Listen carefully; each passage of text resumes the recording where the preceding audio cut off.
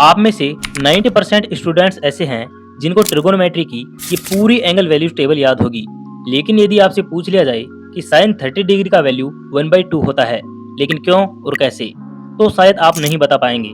इसलिए हम इस वीडियो में इस टेबल को सिर्फ बनाएंगे ही नहीं, बल्कि इसके पीछे का हर एक कंसेप्ट समझेंगे, जिसके बाद आपको इस टेबल को याद करने की जरूरत नहीं होगी। हम यहाँ ये टोटल 5 एंगल्स की वैल्यू निकालेंगे, क्योंकि इनकी वैल्यू फाइंड करना इजी होता है और मोस्टली यही सबसे ज्यादा यूज होते हैं। तो सबसे पहले बात करते हैं साइन के एंगल्स की। ये एक राइट एंगल ट्रायंगल है जिसका ये एंगल थीटा है, तो ये वाली साइड होगी जिसका परपेंडिकुलर, ये बेस और ये हाइपोटेनस। अब बात करते हैं एंगल 0 डिग्री की।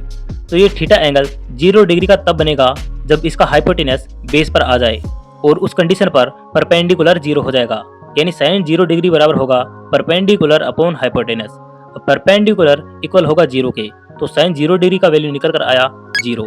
अब बात करते हैं साइन 90 डिग्री की। तो ये एंगल थीटा 90 डिग्री का तब बनेगा जब ये एंगल धीरे धीरे बढ़े, और उस टाइम परपेंडिकुलर भी हाइपोटेनस की ओर जाने लगेगा। और जब एंगल 90 डिग्री का बनेगा तब हाइपोटेनस और परपेंडिकुलर दोनों आपस में बराबर हो जाएंगे। तो यहाँ से साइन 90 डिग्री होगा परपेंडिकुलर अपॉन हाइपोटेनस, और परपेंडिकुलर हाइपोटेनस के बराबर हो गया।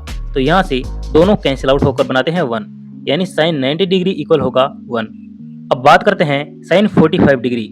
तो ये थीटा एंगल 45 डिग्री का है, तो इसका दूसरा एंगल भी 45 डिग्री का होगा, क्योंकि त्रिभुज के सभी आंतरिक कोणों का योग 180 डिग्री होता है।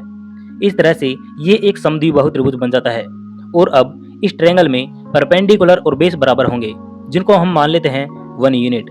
अब यदि इन दोनों को 1 यूनिट माने तो इसका हाइपोटेनस निकल कर आया √2, और अब साइन 45 डिग्री की वैल्यू निकल कर आई 1/√2।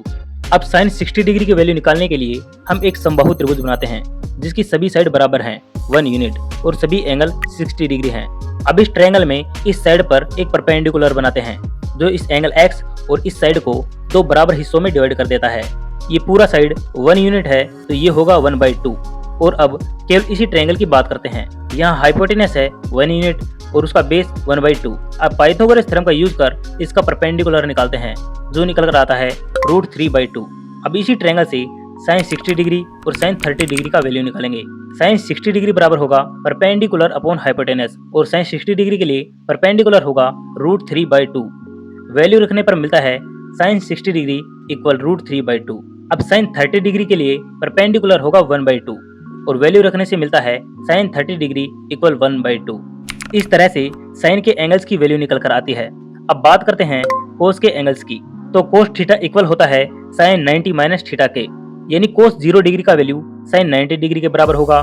कोस 30 डिग्री का वैल्यू साइन 60 डिग्री के बराबर होगा। कोस 45 डिग्री का वैल्यू साइन 45 डिग्री के बराबर होगा।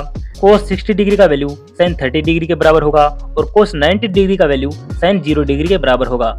इस तरह से हम कोस के एंगल्स की वैल्यू भी निकाल लेते हैं। अब tan थीटा होता है sine theta upon cos theta, तो साइन थीटा को कोस थीटा से डिवाइड कर tan थीटा के एंगल्स की वैल्यू निकालते हैं। अब कोसेक थीटा साइन का रेसिप्रोकल होता है, सेक थीटा कोस का रेसिप्रोकल होता है, और कोट थीटा tan थीटा का रेसिप्रोकल होता है। तो यहाँ से इनकी रेसिप्रोकल की वैल्यू भी निकल कर आ जाती है, और इस तरह से तैयार होती है ये टेबल। अब यदि आपको कोई भी डाउट हो तो कमेंट सेक्शन में पूछ सकते हैं।